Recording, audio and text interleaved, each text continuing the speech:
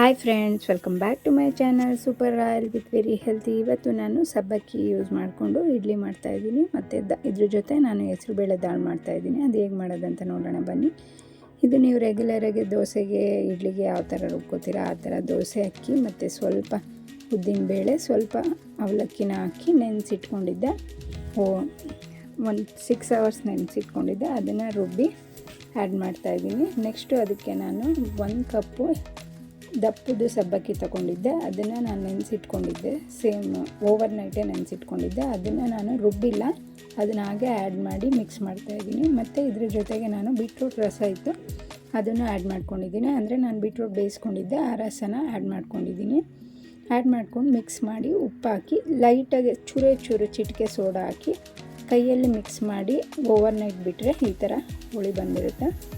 Next ಇದು batter ready ಇತ್ತು. ನಾನು ಅದನ್ನು ಇಡ್ಲಿಗೆ ಪ್ಲೇಟ್ಗೆ ಹಾಕಿ ಇಡ್ಲಿಗೆ ಇಟ್ಟಿದ್ದೀನಿ. ನೋಡಿ, ಇಡ್ಲಿ ಈ ಥರ ಸಾಫ್ಟಾಗಿ ರೆಡಿ ಆಯಿತು.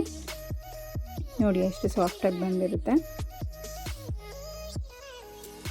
ಇದಕ್ಕೆ ನಾನು ಹೆಸರುಬೇಳೆ ದಾಲ್ ಮಾಡ್ಕೊತಾ ಇದ್ದೀನಿ. ಹೆಸರುಬೇಳೆ ದಾಲ್ಗೆ ನೀವು ಪಾತ್ರೆಯಲ್ಲಿ ಬೇಕಾದರೆ ಪಾತ್ರೆಯಲ್ಲೇ ಮಾಡ್ಕೋಬೋದು. ನಾನು ಸ್ವಲ್ಪ ಟೈಮ್ ಸೇವ್ ಮಾಡೋಕ್ಕೋಸ್ಕರ ನಾನು ಯಾವಾಗಲೂ ಕುಕ್ಕರ್ ಯೂಸ್ ಮಾಡ್ತೀನಿ.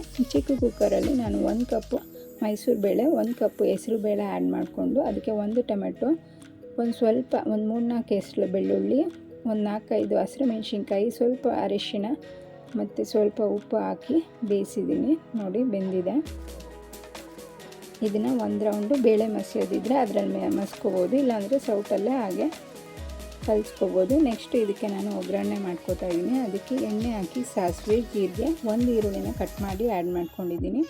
ನೆಕ್ಸ್ಟ್ ಸ್ವಲ್ಪ ಕರಿಬೇವಿನ ಸೊಪ್ಪು ಆ್ಯಡ್ ಮಾಡಿಕೊಂಡು ಒಗ್ಗರಣೆ ಮಾಡ್ಕೋಬೇಕು.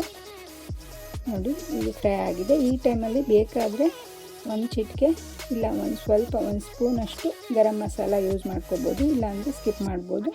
ನೆಕ್ಸ್ಟ್ ಇದಕ್ಕೆ ಸ್ವಲ್ಪ ಕೊತ್ತಂಬರಿನ ವಾಶ್ ಮಾಡಿ ಕಟ್ ಮಾಡಿ ಆ್ಯಡ್ ಮಾಡಿಕೊಂಡು ಫ್ರೈ ಮಾಡಿ ಅದಕ್ಕೆ ನಾನು ಬೇಯಿಸಿರೋ ಬೇಳೆನ ಆ್ಯಡ್ ಮಾಡಿಕೊಂಡು ಮಿಕ್ಸ್ ಮಾಡಿದ್ರೆ ಹೆಸರುಬೇಳೆ ದಾಲ್ ರೆಡಿ ಆಗುತ್ತೆ.